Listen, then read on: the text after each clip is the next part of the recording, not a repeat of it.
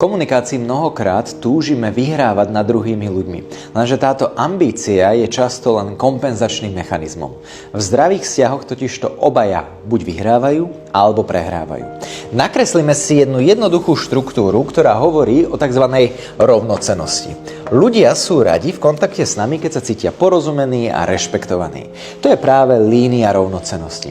Lenže často v komunikácii a vo vzťahoch pozorujeme fenomén, že chceme nad druhými ľuďmi víťaziť. Lenže víťazstvo a výhra nie je to isté. Predstavte si, že dvaja ľudia sa rozprávajú a zrazu jeden zaútočí na toho druhého slovne. Môže napríklad povedať: ty si presne ako tvoj otec. Napríklad v rámci manželstva. Čo sa vtedy stane? Daná osoba, ktorá počuje túto výčitku, sa cíti menej cenne. No a ľudia sú veľmi nebezpeční práve vtedy, keď sa cítia menej cenne. Čo vtedy človek môže urobiť? To hovorí ten pravý, sa radšej pozri na svojho otca.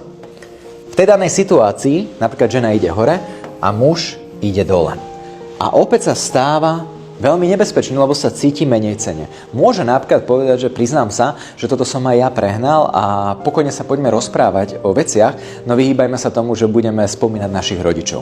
V tej danej situácii sa vlastne táto osoba pokúša dostať seba do rovnocennosti a zároveň aj osobu z nadradenosti do pocitu rovnocennosti.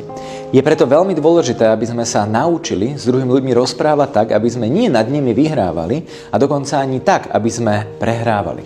Je o mnoho dôležitejšie, aby sme sa sústredili na líniu rovnocennosti.